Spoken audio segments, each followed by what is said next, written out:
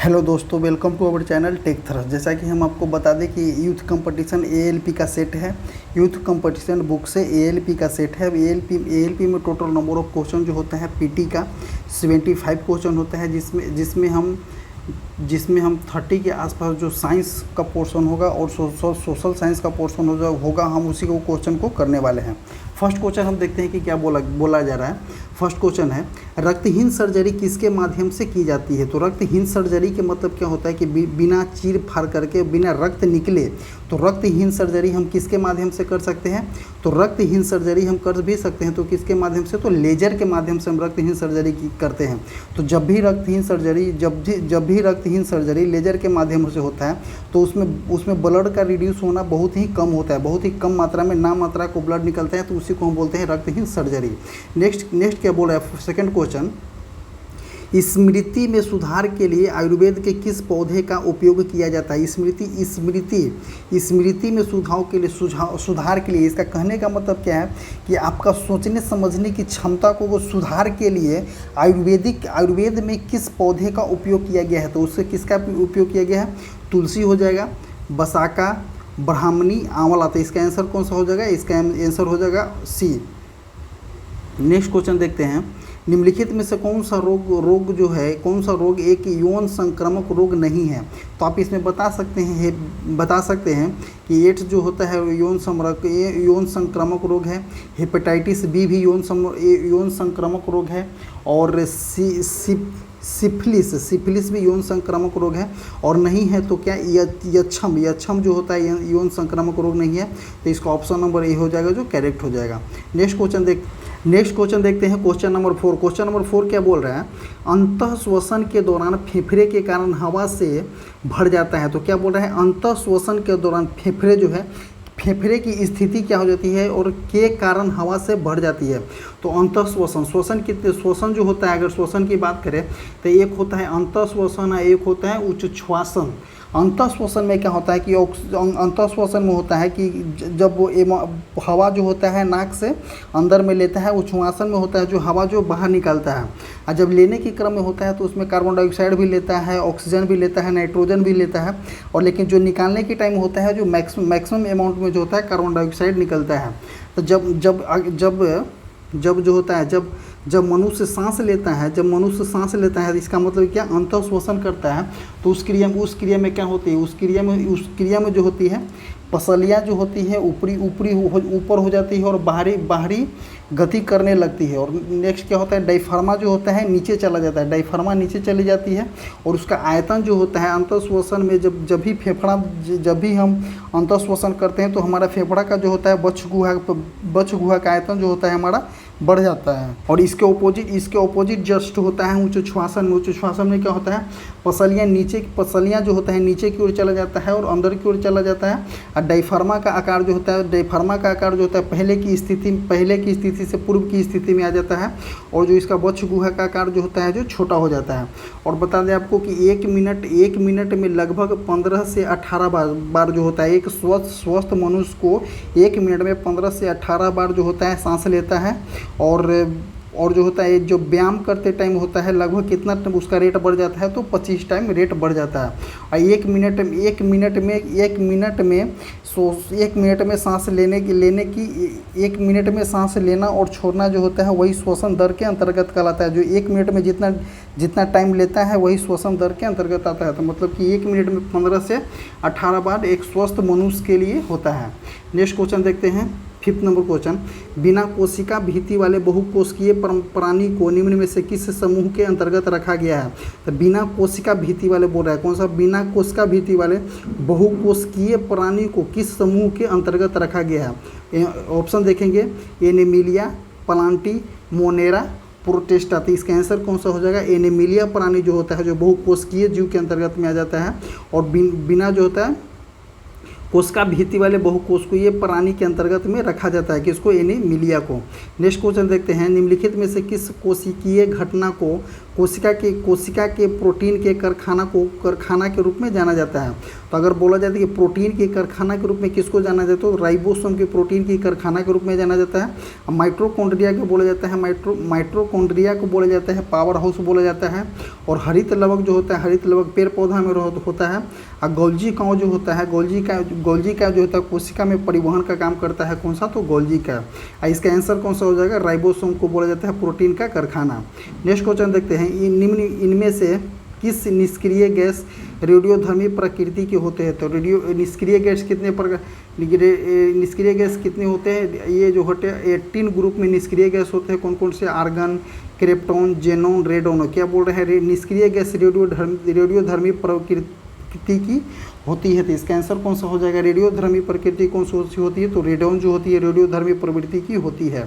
Next question देखते हैं, आधुनिक आवर्त सारणी में धातुओं को कहाँ पर रखा जाता है। तो आधुनिक आवर्त सारणी के देखिए, एक होता है राइट साइड होता है और एक हो जाएगा लेफ्ट साइड, सॉरी इधर जो होता है राइट साइड हो जाएगा, इधर में जो हो जाएगा लेफ्ट साइड हो जाएगा, आपके बाएं हाथ के साइड में लेफ्ट हो जाएगा और राइट हैंड इधर में हो जाएगा। तो क्या बोल रहे हैं आधुनिक आवर्त सारणी में धातुओं को कहाँ रखा गया है। अगर धातुओं की बात किया जाए तो धातुओं को किस साइड में रखा गया है, बाईं ओर रखा जाता है। धातुओं की प्रवृत्ति क्या होती है, क्षारीय होती है। और क्षारीय ऑक्साइड जो होता है, क्षारीय ऑक्साइड जो होता है आवर्त सारणी में बाईं ओर रखी जाती है। और दाहिनी ओर कौन सा रखा जाता है, दाहिनी ओर अधातु को रखा जाता है। और अधातु की प्रकृति कैसा होती है, अम्लीय होती है। तो इसका आंसर कौन सा हो जाएगा, ऑप्शन नंबर डी इसका आंसर हो जाएगा। नेक्स्ट क्वेश्चन देखते हैं, किस रासायनिक अभिक्रिया में जब कोई पदार्थ हाइड्रोजन ग्रहण करता है तो इस प्रक्रिया को क्या कहते हैं। जब हाइड्रोजन ग्रहण करता है तो इसको क्या बोलेंगे, जब कोई पदार्थ हाइड्रोजन ग्रहण करता है तो इसको क्या बोलेंगे, अपचयन बोलेंगे। और जब हाइड्रोजन को छोड़ता है तो क्या बोलते हैं, इसको ऑक्सीकरण कहते हैं। नेक्स्ट क्वेश्चन देखेंगे, निम्नलिखित इनमें से कौन सा रासायनिक परिवर्तन है, मक्खन का खट्टा होना। यही एक रासायनिक परिवर्तन हो जाएगा, मक्खन का खट्टा होना। मक्खन के खट्टा कब होता है, तो लैक्टोबैसिलस जीवाणु के कारण मक्खन जो होता है खट्टा हो जाता है, बैक्टीरिया के कारण। नेक्स्ट क्वेश्चन देखते हैं, नेक्स्ट ऑप्शन क्या है, CO2 से सूखी बर्फ बनना। तो ये जो भौतिक प्रक्रिया है, एक प्लेटिनम तार का गर्म करना ये भी भौतिक प्रक्रिया है, लोहे का चुंबकीकरण करना तो ये भी। तो सबसे इसमें अगर इसमें पूछा जाए तो इसमें कि मक्खन का खट्टा होना यही एक रासायनिक परिवर्तन का उदाहरण है। नेक्स्ट क्वेश्चन देखते हैं, नेक्स्ट क्वेश्चन क्या है कि जब श्वेत प्रकाश की पतली किरण को प्रिज्म से गुजारा जाता है तो प्रकाश का क्या होता है। तो जब बताए श्वेत प्रकाश एक प्रिज्म होता है और प्रिज्म से श्वेत प्रकाश के पतली किरण को प्रिज्म से गुजारा जाता है तो क्या हो जाएगा, टिमटिमाना तो नहीं हो जाएगा, अभिसरित भी नहीं होगा, अपरिवर्तित नहीं होगा। कौन सा होगा, वर्ण का विक्षेपण हो जाता है। वर्ण का विक्षेपण इसीलिए हो जाएगा क्योंकि जितना जो होता है, जितना रंग जो होता है कि किसी पर्दे पे हम प्राप्त कर सकते हैं वही वर्ण विक्षेपण के अंतर्गत आता है। नेक्स्ट क्वेश्चन देखेंगे, एक माध्यम में ध्वनि की तरंग निर्धारित की जाती है। तो ध्वनि के तरंग माध्यम में अगर ध्वनि की तरंग निर्धारित की जाएगी तो किसके माध्यम निर्धारित किया जाएगा, तो माध्यम के प्रकृति पे निर्धारित किया जाएगा। नेक्स्ट क्वेश्चन देखते हैं, ग्रहों की परिक्रमा पथ का आकार कैसा होता है। तो जब जितना भी ग्रह के जो होता है परिक्रमा पथ के आकार कैसा होता है, तो एक अंडाकार के साइज का होता है। तो ऑप्शन नंबर सी इसका आंसर हो जाएगा। नेक्स्ट क्वेश्चन देखते हैं, यदि हम पेड़ की पौधे को तेजी से हिलाएं तो कुछ पत्तियां पेड़ से अलग हो जाती है, यह किसके कारण होता है। तो बताते हैं हम आपको, न्यूटन के फर्स्ट नियम क्या बोलता है। न्यूटन के फर्स्ट नियम जड़त्व का नियम भी कहा जाता है। जड़त्व का नियम क्या बोलता है कि जब कोई वस्तु गति में है वो गति में रहना पसंद करता है, जो वस्तु स्टॉप है, अब विराम अवस्था में हो, विराम अवस्था में रहना पसंद करता है।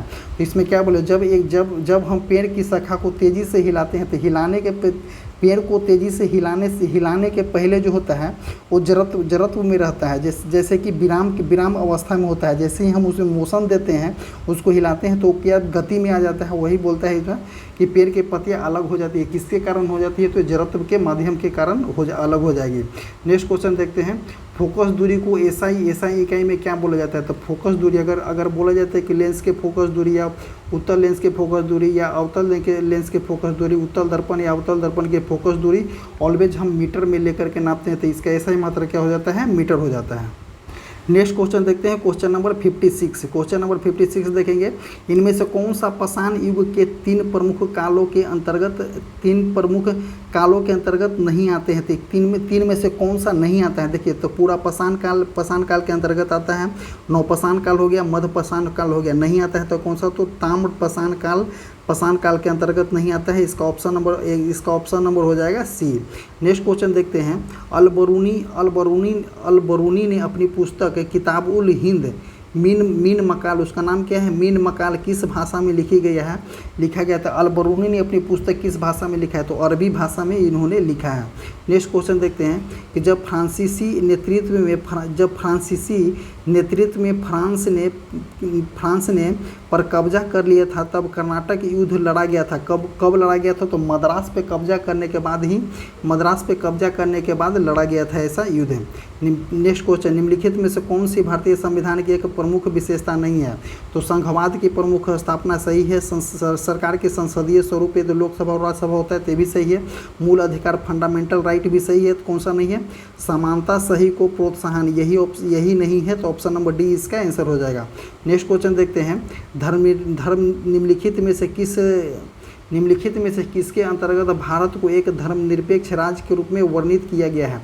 तो संविधान की प्रस्तावना, राज्य के नीति निर्देशकता, तो अनुच्छेद 44, अनुच्छेद 475, तो किसमें निम्नलिखित में से किसके अंतर्गत भारत को एक धर्मनिरपेक्ष राज्य के रूप में वर्णित किया गया है? तो कौन सा हो जाएगा? संविधान की प्रस्तावना में वर्णित किया गया है। नेक्स्ट क्वेश्चन देखते हैं। डॉक्टर भीमराव अंबेडकर द्वारा भारतीय संविधान के किस भाग को संविधान की अनोखी विशेषता कहा गया था? तो डॉक्टर भीमराव अंबेडकर द्वारा अगर कौन सा ऐसा भाग जो होता है संविधान के, कौन ऐसा भाग है जिसे अनोखी विशेषता कहा गया था? किसको? संशोधन प्रक्रिया, इसको नहीं कहा गया है। मौलिक कर्तव्य, इसको भी नहीं कहा गया है। राज्य के नीति निर्देशक सिद्धांत, इसको भी नहीं कहा गया था। किसको क्या है? मौलिक अधिकार फंडामेंटल राइट को बोला गया है। ऑप्शन नंबर इसका क्या हो, कौन सा हो जाएगा? डी हो जाएगा। नेक्स्ट क्वेश्चन देखते हैं। हमारी आकाशगंगा मिल्की वे के सबसे नज़दीक कौन से आकाशगंगा है? तो मिल्की वे के सबसे नज़दीक आकाशगंगा की बात करें तो हमारा भंवर आकाशगंगा, एंड्रोमेडा आकाशगंगा, वर्नो स्टेलर आकाशगंगा, ट्रोएनगुलम आकाशगंगा, तो इसको कौन सा हो जाएगा? एंड्रोमेडा इसका आंसर हो जाएगा। नेक्स्ट क्वेश्चन देखते हैं। काठियावाड़ प्रायद्वीप का भौगोलिक और सांस्कृतिक विस्तार कहाँ है? तो काठियावाड़ की बात करें तो कहाँ हो जाएगा? तो काठियावाड़ अगर आती है तो राजस्थान के अंतर्गत इसका आंसर हो जाएगा। नेक्स्ट क्वेश्चन देखते हैं। समष्टि अर्थशास्त्री विश्लेषण में सीमांत बचत प्रवृत्ति एमएसपी किसे दर्शाती है? किसी व्यक्ति की आय में प्रति इकाई परिवर्तन को फलस्वरूप उसकी बचत की परिवर्तन। किसी वस्तु की प्रति इकाई बचत एमएसपी नहीं दिखाती है। किसी व्यक्ति के प्रति इकाई आय की तुलना में उसकी बचत, ये भी गलत हो जाएगा। किसी वस्तु के मूल्य में प्रति इकाई परिवर्तन की तुलना में उसकी बचत, ये भी गलत हो जाएगा। तो ऑप्शन नंबर कौन सा हो जाएगा? ऑप्शन नंबर ए इसका आंसर हो जाएगा कि एमएसपी क्या दिखाती है? किसी व्यक्ति की आय की प्रति इकाई परिवर्तन के फलस्वरूप उसकी बचत में परिवर्तन। नेक्स्ट क्वेश्चन देखते हैं। नलकेश्वर का एक अनुष्ठान है जिसमें भगवान जगन्नाथ, बलभद्र और सुभद्र और सुदर्शन की काष्ठ प्रतिमाओं को नियमित नवीकरण किया जाता है और नवकलेश्वर रथ यात्रा का आयोजन किया जाता है। तो रथ यात्रा के आयोजन कहाँ में किया जाता है? तो पुरी में किया जाता है। नेक्स्ट क्वेश्चन देखेंगे। Question number 66। कजरी लोक नृत्य किस ऋतु में गाया जाता है? तो अगर कजरी लोक नृत्य की बात किया जाता है तो बसंत ऋतु में नहीं गाया जाता है, शरद ऋतु में भी नहीं गाया जाता है, सर्दी में भी नहीं गाया जाता। तो कजरी नृत्य की बात किया जाए तो कब गाया जाता है? तो मानसून की स्थिति में कजरी नृत्य गीत गाया जाता है। निम्नलिखित में कौन सा क्षेत्र जो भारत के जीडीपी में सर्वाधिक योगदान देता है? तो वो जीडीपी में सबसे सर्वाधिक योगदान की बात किया जाए तो कौन सा क्षेत्र आ जाएगा?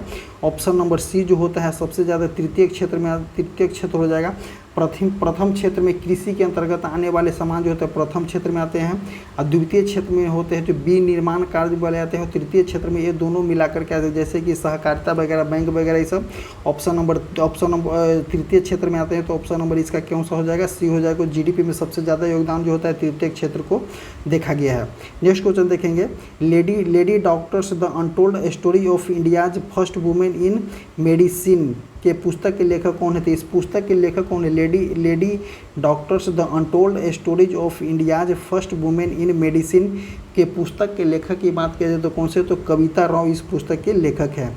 नेक्स्ट क्वेश्चन देखेंगे, beating the state beating the retreat आधिकारिक तौर पर भारत के किस राष्ट्रीय उत्सव की समाप्ति को दर्शाता है? तो अगर बीटिंग द रिट्रीट अगर बात किया जाता है तो गणतंत्र दिवस की बात किया जाता है। तो यह तो ऑप्शन नंबर कौन सा हो जाएगा? ऑप्शन नंबर डी इसका आंसर हो जाएगा।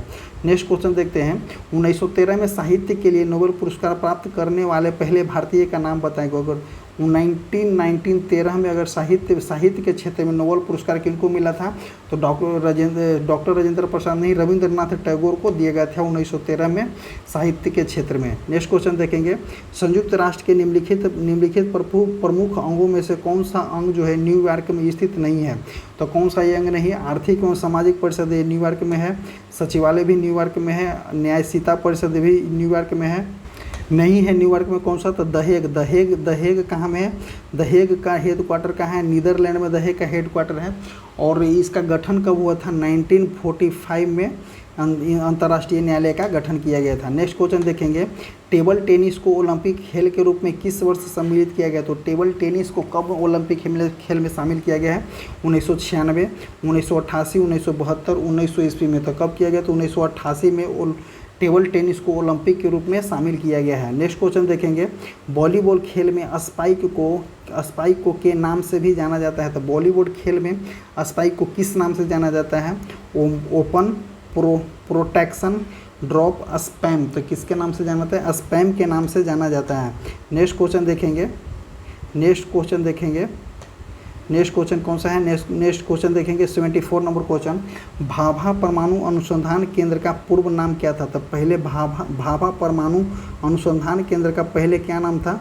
तो पहले नाम था भाभा परमाणु अनुसंधान केंद्र का पूर्व नाम था परमाणु ऊर्जा प्रतिष्ठान ट्राम्बे, यही जो था पूर्व नाम था। इसका गठन कब किया गया था? तो इसका गठन किया गया था 20 जनवरी 1957 को परमाणु ऊर्जा प्रतिष्ठान ट्रॉम्बे में इसका गठन किया गया था। और भाभा अनुसंधान संस्था की गठन कब किया गया? नाम बदल कर दिया है कब? 12 जनवरी 1967 के इसका नाम बदल करके क्या कर दिया गया? भाभा परमाणु अनुसंधान संस्था। और उससे पहले उसका नाम था परमाणु ऊर्जा प्रतिष्ठान ट्रॉम्बे। इसका गठन किया गया था 20 जनवरी 1957 को। नेक्स्ट क्वेश्चन देखेंगे, next question and last question, 1950 में तत्कालीन इंडोनेशिया राष्ट्रपति भारत के प्रथम गणतंत्रता दिवस की शोभा बढ़ाने वाले मुख्य अतिथि कौन थे? तो इसका आंसर कौन सा हो जाएगा? सुकीर्णो। तो 26 जनवरी 1950 को फर्स्ट हमारा जो था देश का फर्स्ट जो था गणतंत्रता दिवस मनाया गया था। उस गणतंत्रता दिवस की शोभा बढ़ाने के लिए एक अतिथि की हर बार एक अतिथि को इनवाइट किया जाता है। तो जब फर्स्ट टाइम आए थे तो इंडोनेशिया के राष्ट्रपति थे, उन कब आए थे? तो 26 जनवरी 1950 को इंडोनेशिया के राष्ट्रपति आए थे। राष्ट्रपति थे जो कब थे? प्रथम अतिथि थे और शोभा बढ़ाने के लिए आए थे। वो कौन थे? सुकर्नो जो थे इंडोनेशिया के थे, वे राष्ट्रपति थे। इसी तरह से हमारा 75 नंबर क्वेश्चन समाप्त होता है। आपको हम बता दें कि हमारा टेलीग्राम चैनल है जो कमेंट बॉक्स और डिस्क्रिप्शन बॉक्स में टेलीग्राम का लिंक पिन किया गया है। आप जाइए और वहाँ से अवश्य जुड़े, क्योंकि वहाँ पे रेगुलर वाइज में प्रैक्टिस चल रहा है। आप जाइए और प्रैक्टिस अटेंड कीजिए। Thank you.